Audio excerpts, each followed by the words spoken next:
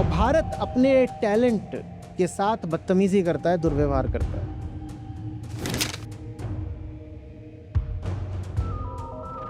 ये अत्यंत दुखद है कि आज़ादी के इतने साल बाद भी इस तरह की मूलभूत समस्याओं को हम नहीं सुलझा पा रहे हैं और छात्रों को पेपर लीक, भ्रष्टाचार आदि से गुजरना पड़ रहा है। ये अच्छा लक्षण नहीं है देश के लिए। इससे बहुत डरे हुए और कुटिल लड़के पैदा होंगे। तुम एग्जाम सेंटर पे गए हो, तुम्हारा कंप्यूटर नहीं चल रहा, तुम्हारा माउस नहीं चल रहा है, तुम्हारा बायोमेट्रिक ठीक नहीं था, तुमको सेंटर बहुत फिजूल जगह दे दिया गया, ये सब, या पेपर लीक हो गया। पेपर लीक का तो है नहीं क्या? अब वो इंसान जिंदगी में कभी मेहनत को और ज्ञान को सम्मान देगा क्या? मेरी किस्मत संयोगों पर आश्रित नहीं है। मेरी किस्मत मेरी खुददारी, मेरी मेहनत, मेरे श्रम से तय होगी। लेकिन फिर रोटी की लड़ाई हमें खींच करके वापस मिट्टी में गिरा देती है। प्रणाम आचार्य जी। मेरा सवाल हाल ही में जो एसएससी एग्जाम्स की अव्यवस्था को लेकर प्रोटेस्ट हो रहा है उसके संबंध में है। ये अत्यंत दुखद है कि इतने साल, आज़ादी के इतने साल बाद भी अ, इस तरह की मूलभूत समस्याओं को हम नहीं सुलझा पा रहे हैं और छात्रों को पेपर लीक, भ्रष्टाचार आदि से गुजरना पड़ रहा है। और एक तरफ तो हम सभ्य समाज और बिल्कुल सभ्य राष्ट्र होने का दावा करते हैं, फिर भी हम ऐसी इस तरह की समस्याओं को सुलझा नहीं पाते हैं। तो इसका मूलभूत कारण। मूलभूत वगैरह तो सब बाद में आएगा। तुमने भी दिया था क्या पेपर इस बार? तो तुम्हें इसमें इतनी रुचि कैसे है? तुम्हारे भाई बहन कोई, दोस्त यार कोई हैं जिन्होंने दिया हो? क्या है? पहले दिया है मेरे कुछ जानने वालों ने। हम्म। हर साल इसमें औसतन 10-20 हज़ार सीटें होती हैं, ठीक है? और हर सीट के लिए 200 से ज़्यादा आवेदक होते हैं।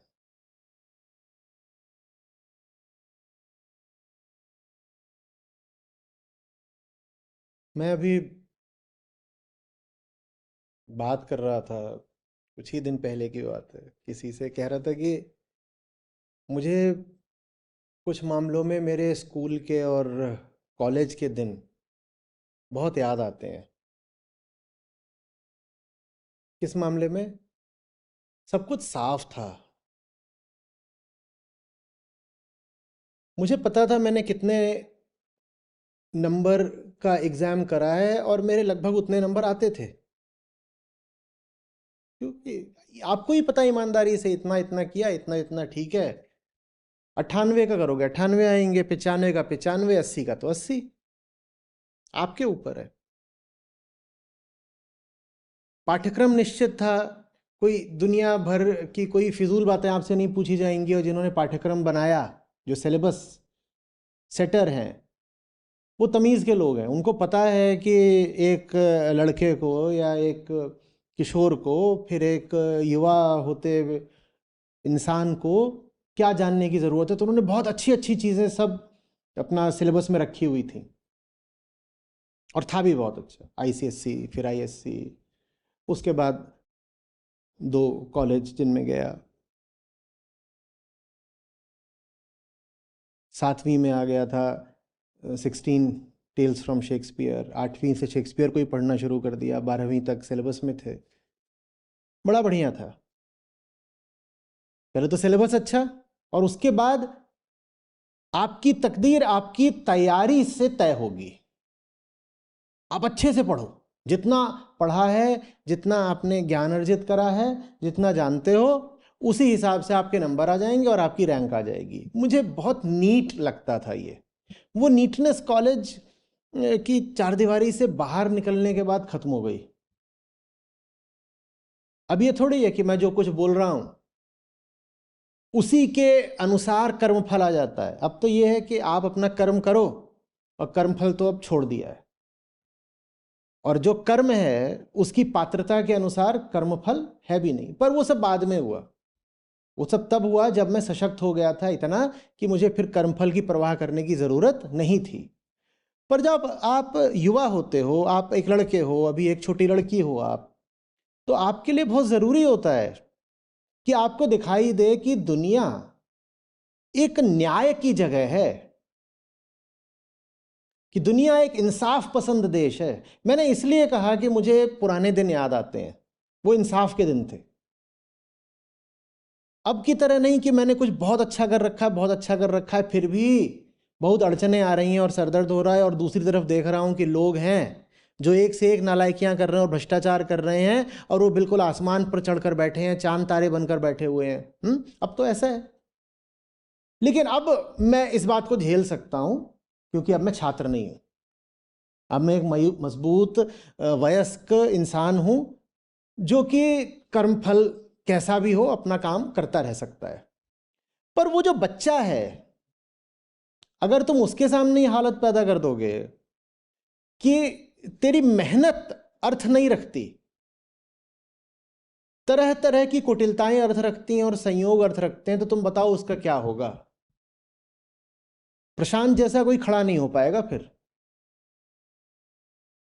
वो तैयारी कर रहा है, कई सालों से तैयारी कर रहा है, कोई भी एग्जाम हो सकता है, एसएससी हो सकता है, यूपीएससी हो सकता है, क्योंकि भारत में नीट हो सकता है। भारत में इस तरह पिछले साल भी तो हुआ था, जो मेडिकल वाले हैं उन्होंने खूब प्रदर्शन करा था पिछली साल। और जो जितने भी राज्य प्रशासनिक सेवा आयोग होते हैं, इनमें भी कहीं ना कहीं आता रहता है बीच बीच में।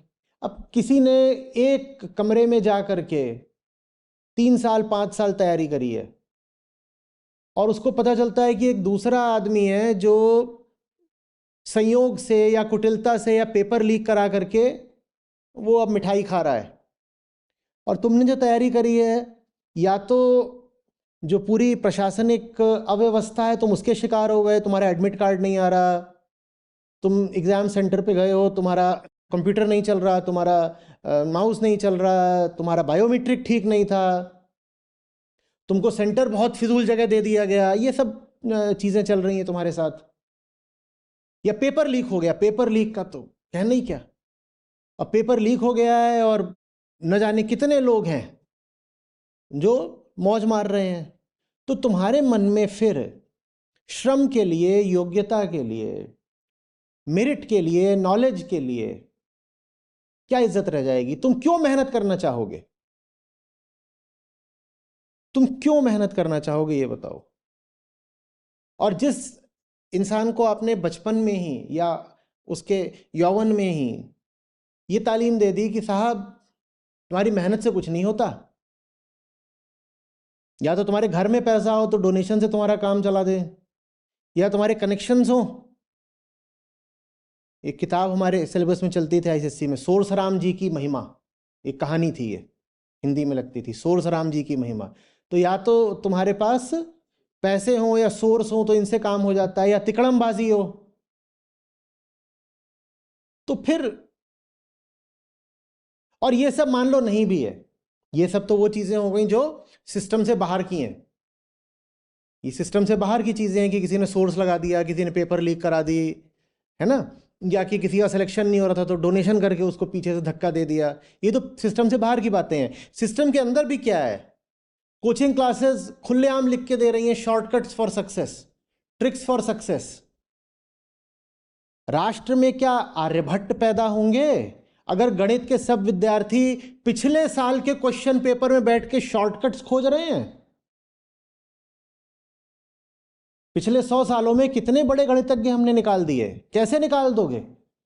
यहां तो अगर किसी से पूछो वो मैथ्स का स्टूडेंट है तो वो मैथ्स के नाम पर बैठकर एमसीक्यूज में शॉर्टकट्स की ट्रिक्स खोज रहा होता है। मैथमेटिशियंस निकलेंगे यहां से। ये सब जो हमारी पारिवारिक व्यवस्था है, समाज और शिक्षा, ये सब मिल करके राष्ट्र की बुनियाद को खोखला कर रहे हैं। मालूम है, हम बार बार बात करते हैं रोमन एम्पायर की। अभी जब मैंने शेक्सपियर की बात करी तो जूलियस सीजर, रोम रोम रोम, अरे इतना बड़ा रोम। रोम का पतन कैसे हुआ था? मात्र बाहरी आक्रांताओं द्वारा नहीं हो गया था। रोम के पतन में बहुत बड़ा कारण था कि भीतर रोम के मेरिटोक्रेसी मर गई थी। काबिलियत की जगह जुगाड़ को और कुटिलता को वहां जगह, प्रश्रय, सम्मान मिलने लग गया था, रोम ध्वस्त हो गया पूरा। इतना बड़ा रोम खत्म। जहां पर आप अपनी नई पौध को ये संदेश दे रहे हो कि ज्ञान जरूरी नहीं है, योग्यता, पात्रता, श्रम, इनकी महत्ता नहीं है, तुम कितनी भी मेहनत कर लो, सिस्टम ऐसा नहीं है कि तुम्हारी मेहनत को इज्जत दे। तुमने मेहनत खूब करी, हम तुमको एंट्री पास ही नहीं देंगे। अब वो इंसान जिंदगी में कभी मेहनत को और ज्ञान को सम्मान देगा क्या? देगा? वो बहुत कड़वा हो जाएगा भीतर से और कहेगा हमने भी कभी बहुत मेहनत करी थी। कुछ नहीं होता मेहनत से, जुगाड़ से होता है, शॉर्टकट से होता है, लाखों लाखों रुपए दे करके कोचिंग करने से होता है। कोचिंग वाले बताते हैं सक्सेस सूत्रास, ट्रिक्स, वहां से होता है। और अगर और पैसा हो तो तुम पेपर आउट करवा लो, पेपर आउट कराने वाले एजेंट भी घूम रहे होते हैं। एक किसान को कैसा लगता है जब उसे पता चलता है कि उसकी फसल को मंडी के दलाल खा गए सब, मेहनत उसने भरपूर करी और मजे कोई और लूट ले गया, कैसा लगता है? वैसे ही छात्र को लगता है जब वो देखता है कि किसान की तो फिर भी एक बार की, एक साल की मेहनत होती है, एक मौसम की मेहनत होती है। छात्र की तो भारत में जो व्यवस्था है 2 साल, 4 साल, 6 साल, और यूपीएससी के सूरमा 10-10 साल, उनकी इतने दिनों की मेहनत होती है।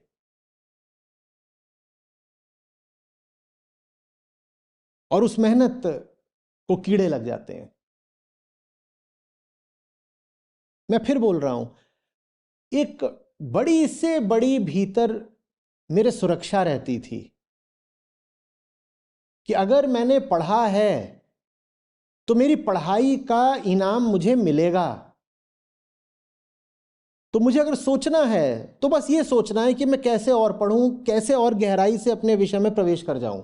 मेरा ध्यान इसमें लग पाता था। मेरा ध्यान इसमें नहीं होता था कि मैंने पढ़ाई करी है, मार्किंग स्कीम कैसी है इस बार, जो परीक्षक है वो लीनियंट मार्किंग करेगा या टफ मार्किंग करेगा। मैं इस मामले में अपने आप को खुशकिस्मत मानता हूं। मेरा स्कूल ऐसा था और देश के आगे जिन संस्थानों में मैंने पढ़ाई करी वो ऐसे थे कि मुझे ये नहीं सोचना था कि मैं एंट्रेंस एग्जाम में इतने का करके आया हूं तो मार्क्स कितने आएंगे। मैं जितने का करके आता था उतना मिल जाता था, ना कम ना ज्यादा। बुरा करा है तो बुरा पाओगे, ठीक करा है तो ठीक हो जाएगा। उससे भीतर एक सुरक्षा की भावना आती है, वो बड़ा भीतरी एक मजबूत सहारा बन जाता है। क्या सहारा बनता है? मेरी किस्मत संयोगों पर आश्रित नहीं है। मेरी किस्मत मेरी खुददारी, मेरी मेहनत, मेरे श्रम से तय होगी। ये सहारा बन जाता है भीतर।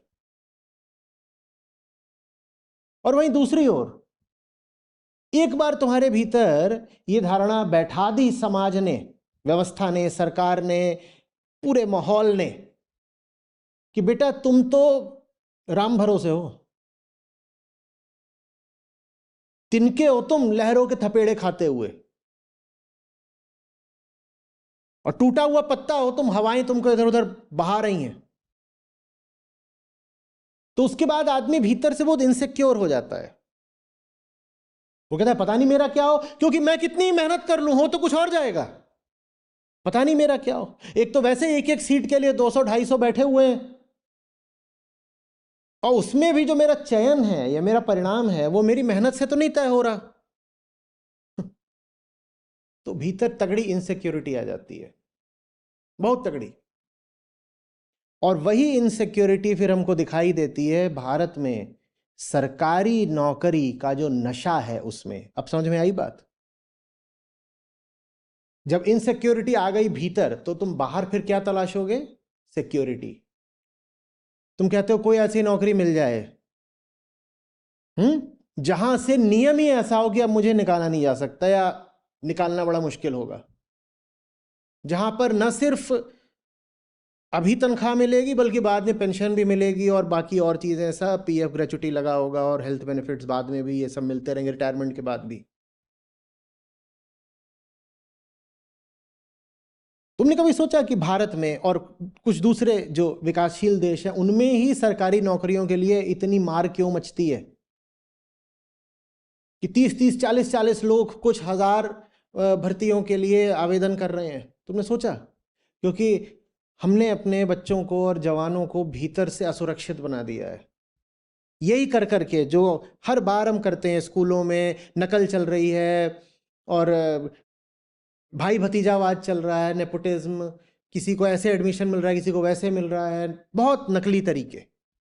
नंबर खरीदे जा सकते हैं, शिक्षक खरीदे जा सकते हैं, पूरी व्यवस्था खरीदी जा सकती है। ये सब कर करके जो हमारा नौजवान होता है, युवक युवती, वो सब भीतर से बहुत इनसिक्योर हो जाते हैं। वो कहते हैं कुछ भी हो सकता है, और हम तो कुछ भी नहीं है, हम तो ऐसे ही हैं अभी 18, 20, 25 साल के।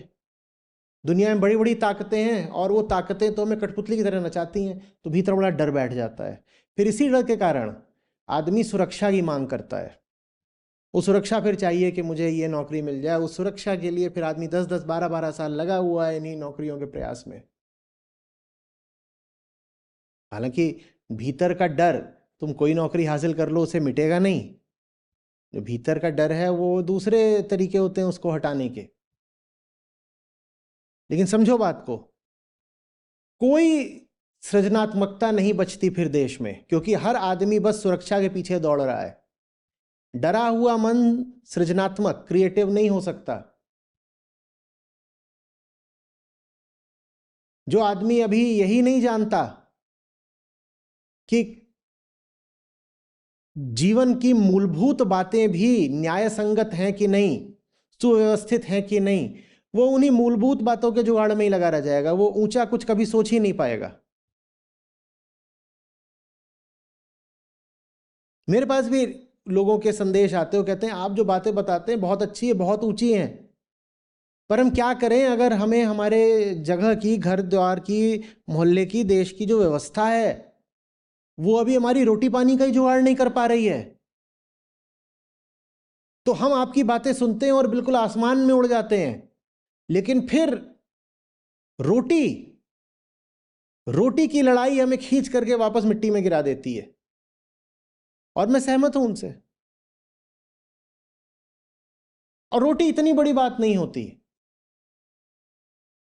अगर व्यवस्था, सिस्टम ऐसा होता कि जितना करोगे उतना मिल जाएगा, पक्का है, वो जो पक्का नहीं है ना, ये जो अनिश्चितता, अनसर्टेनिटी डाल दी जाती है, ये बड़ी घातक होती है, बहुत घातक है। समझ में आ रही बात? और फिर इसमें से दो वर्ग पैदा होते हैं। एक वो जिनको मिल गया कुछ, वो हैव्स हो जाते हैं, प्रिविलेज्ड वर्ग हो जाता है। एक जिनको नहीं मिला कुछ, जो 99.9% लोग जिन्हें नहीं मिला कुछ, वो हैव नॉट्स हो जाते हैं। वो जो ऊपर वाले नीचे वालों का शोषण करते हैं। हालांकि हम बोलते हैं इनको सबकी प्रशासनिक सेवा, पर वो सेवा नहीं कर रहे होते हैं, वो वहां बैठ करके वो शासक बन रहे होते हैं। कहते तो सर्विसेज ही हैं, पर वहां सर्विस कौन दे रहा है? रूल कर रहे हैं। और जो नीचे वाले होते हैं फिर ये जीवन भर बड़े जहर में जीते हैं, और ये फिर अपने बच्चों को कहते हैं कि तुम्हें भी वहां ऊपर पहुंचना है, चलो तुम लगाओ जोर, तुम लगाओ जोर, तुम लगाओ जोर। एक अच्छा समाज, एक अच्छा राष्ट्र और फिर एक अच्छा विश्व अपने लोगों को ये भरोसा दिला करके बनता है कि तुम्हारी योग्यता का सम्मान होगा और तुम्हारे श्रम को मूल्य मिलेगा। उनसे साफ कहा जाता है, देखो मेहनत कर लो, मेहनत करोगे तो जितनी मेहनत करी है उसका तुम्हें फल मिलेगा, और अगर मेहनत नहीं करी है तो कुछ नहीं मिलेगा। और एक गिरते हुए समाज की निशानी यह होती है कि जिन्होंने कुछ नहीं कर रखा होता उसमें उनको भी बहुत कुछ मिल रहा होता है, और जिन्होंने बहुत कुछ कर रखा होता है उन्हें कई बार कुछ नहीं मिल रहा, कभी कुछ औसत दर्जे का मिल गया। एक मैंने पढ़ा था, वो बोर्ड्स में जो कॉपीज आती थी उनको चेक करते थे, और जो बोर्ड एग्जाम्स होते हैं उनकी कॉपीज चेक करने वालों को हर कॉपी के कुछ रुपए मिलते हैं। तो उनको ये रहता जल्दी से जल्दी जितनी ज़्यादा कॉपियाँ हों निकाल दो, रुपए तो उतने ही मिलने हैं, वो ले लो और कॉपी पे ज़्यादा समय क्यों लगाएं। तो वो कॉपी लेते थे और अपने घर में किसी छोटे को उठाकर ये कॉपियां दे देते थे और कहते थे कि सबको जो है 55 से 75 के बीच में नंबर रखते जाओ, माने एवरेज मार्क्स। ज़्यादातर को 60 65 रखते जाओ एवरेज मार्क्स। तो उनसे पूछा गया कि आप क्या कर रहे हैं? बोले कुछ नहीं, एक कॉपी चेक करने के तो इतने ही मिलते हैं जितने भी मिल देते होंगे उनकी बोर्ड और उनका जो भी है। बोले किसी के अगर 50 आने चाहिए थे, उसको 70 दे दिए तो उसको लगेगा लीनियंट मार्किंग हो गई, और किसी के 70 आने चाहिए थे, उसको 50 दे दिए तो उसको लगेगा टफ मार्किंग हो गई, हम नहीं पकड़े जाने वाले। और ऐसे करके खटाखट खटाखट उनके घर का वो छोटू ही सारी कॉपियां मार्क करके निकाल देता था। अब यहां पर छात्र को क्या लगेगा कि उसकी किस्मत, उसकी ईमानदारी और उसकी मेहनत के हाथ में है।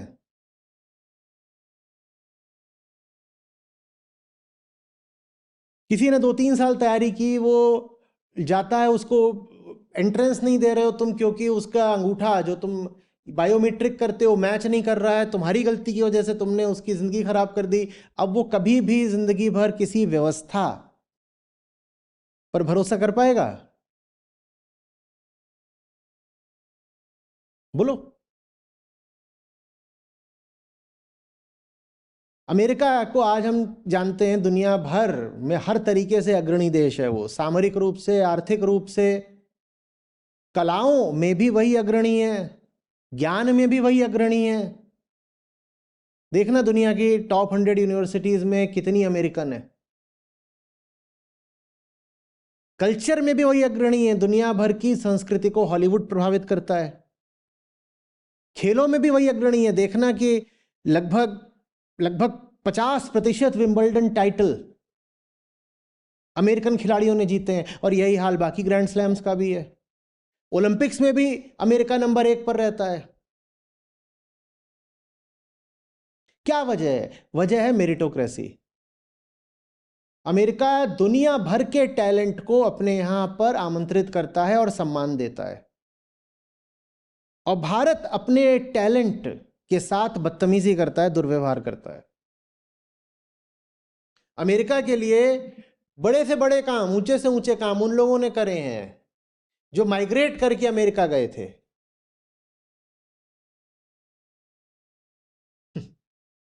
चाहे वो यूरोप से गए हो, चाहे वो लैटिन अमेरिका से गए हो, और चाहे वो भारत और चीन से गए हो, उन्होंने अमेरिका में बड़ा योगदान दिया और अमेरिका को आगे बढ़ाया। अमेरिका ने उनको बुलाया, अमेरिका ने कहा हम तुम्हारी खाल नहीं देख रहे, तुम्हारी जात नहीं देख रहे, हम निष्पक्ष होकर के तुम्हारी प्रतिभा और तुम्हारा श्रम देखेंगे, और तुम में प्रतिभा है और तुम श्रम करना चाहते हो तो आओ, हम तुम्हें सम्मान देंगे। तुम्हारी कोई भी राष्ट्रीयता हो, तुम आओ।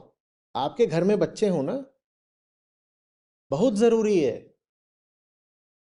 कि जो मेहनत करने वाले, समझने वाले, ज्ञान को आदर देने वाले बच्चे हों, उनको थोड़ा मूल्य दीजिए। गधा घोड़ा सब एक बराबर मत कर दीजिए। और ये कह करके मैं दूसरे बच्चों की उपेक्षा या अवहेलना करने को नहीं कह रहा। भेद दिखाना लेकिन उस दूसरे बच्चे को जरूरी है कि देखो बेटा, वो ज्यादा मेहनत करता है और तुम मेहनत नहीं करते हो। ये अंतर उसको दिखाना जरूरी है, वो जो बच्चा है जो पीछे है, ताकि उसमें मूल्य स्थापित हो कि मेहनत जरूरी है, ज्ञान जरूरी है।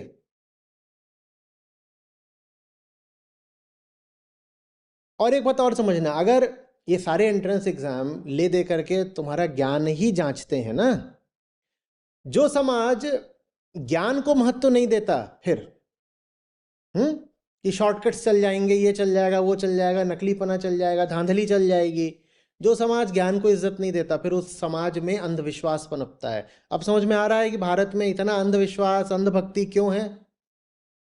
क्योंकि हम ज्ञान को इज्जत नहीं देते। क्योंकि बिल्कुल हो सकता है कि कॉलेज में टॉपर से ज्यादा इज्जत मिलती हो वहां जो उधर का ही क्षेत्रीय विधायक है उसके नाकारा बेटे को या भतीजे को।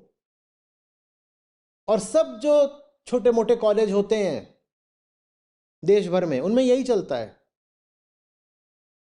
विधायक क्या, पार्षद का भी कोई भाई भतीजा पढ़ता होगा तो उसके सामने वहां पर कॉलेज का पूरा स्टाफ नमित रहेगा। और कॉलेज का टॉपर हो, कुछ नहीं इज्जत है उसकी। ऐसे में न तो पीढ़ी उठती है न राष्ट्र उठता है। एक निष्पक्ष, फेयर, न्याय संगत व्यवस्था बनानी जरूरी है। भगवत गीता कहती है कि कर्मण्येवाधिकारस्ते मा फलेषु कदाचनम, लेकिन ये बात तो थोड़ा सा परिपक्व मनों के लिए है ना, कि जो फल की चिंता ना करते हो। विद्या की हमने परिभाषा कही कि विद्या विमुक्तये, विद्या वो है या विद्या जो आपको मुक्त करती हो। और ये हमारे कौन से विद्यालय हैं जिनमें जाकर के बच्चा नकल सीखता है, मक्कारी सीखता है, धांधली और शॉर्टकट्स और ट्रिक्स यही सीखता है। और उसके मन में बात बैठ जाती है कि जिंदगी में आगे तो चालाकी और चापलूसी से निकला जाता है। ये कौन से विद्यालय हैं?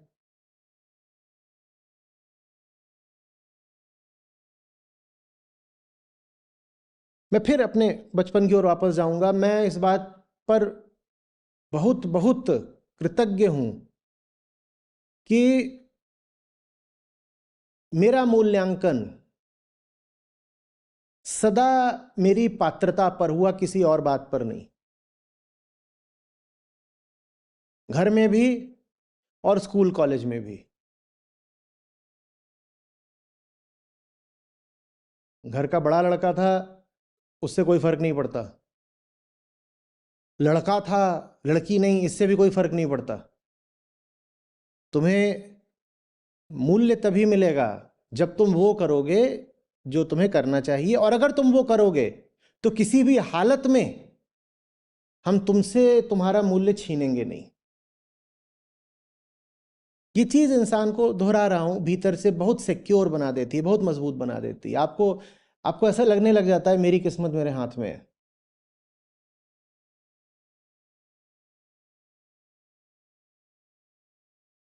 और बहुत डर जाते हो आप जब आपको पता चलता है कि आपके साथ कुछ भी हो सकता है।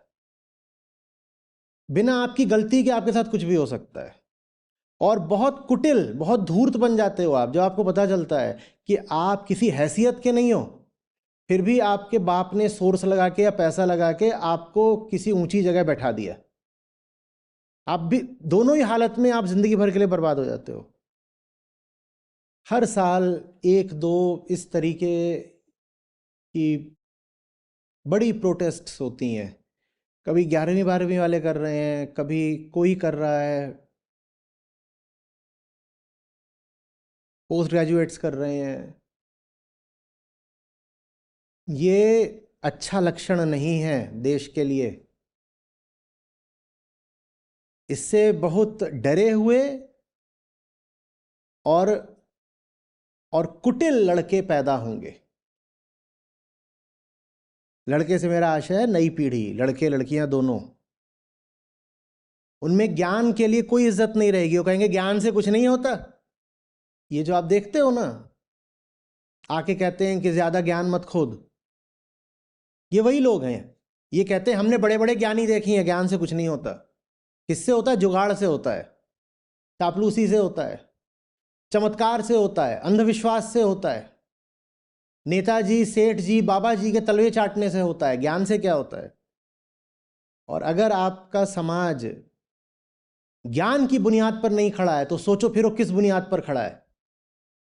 इसमें एक और बात निकल के आती है कि जो लोग आज प्रोटेस्ट कर भी रहे हैं इस गलत व्यवस्था के खिलाफ, वो खुद भी प्रोटेस्ट उन्हीं के खिलाफ कर रहे हैं जैसा वो खुद बनना चाहते हैं। मतलब इवेंचुअली तो वो भी सिस्टम में ही जाना चाहते हैं। हाँ हाँ और हाँ। जो टीचर्स भी प्रोटेस्ट कर रहे हैं वो उन्हीं के खिलाफ प्रोटेस्ट कर रहे हैं जिनको उन्हीं ने पढ़ा के वहां भेजा है हाँ हाँ, सिस्टम के अंदर। बिल्कुल ऐसे एक पिरामिड बनता है जिसमें ऊपर शोषक बैठे होते हैं और नीचे शोषित, और जितने शोषित हैं इनका सपना बस ये होता है कि हम भी शोषकों में शामिल हो जाएं।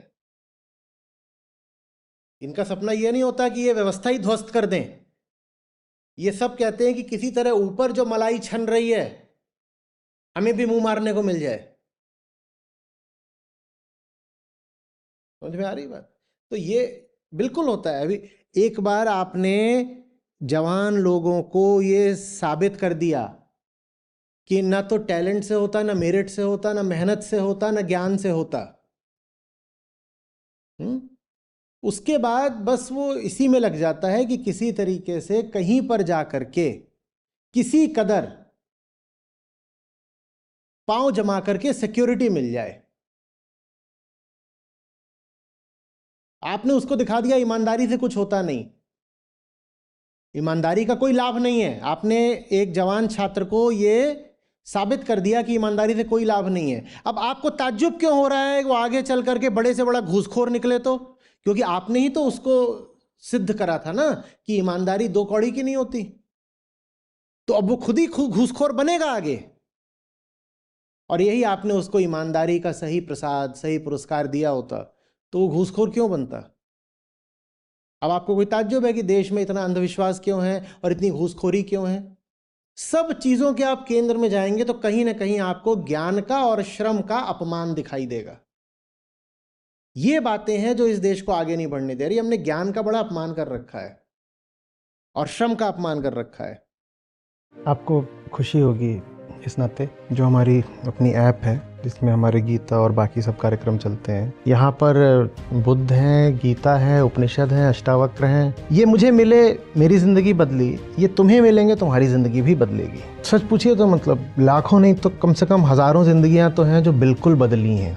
2 लाख से अधिक गीता प्रतिभागियों के साथ जुड़े आचार्य प्रशांत ऐप पर पहला महीना बिल्कुल फ्री गीता मिशन का पूरा एक्सेस। ऐप पर आपको मिलेंगे नियमित लाइव सत्र, हर दिन आचार्य प्रशांत के विशेष संवाद, गीता कम्युनिटी का एक्सेस, गीता परीक्षा, चयनित समाचार, ऑडियो बुक्स, कोट्स और भी बहुत कुछ। गूगल प्ले स्टोर या एप्पल ऐप स्टोर पर आचार्य प्रशांत सर्च करें और अभी डाउनलोड करें।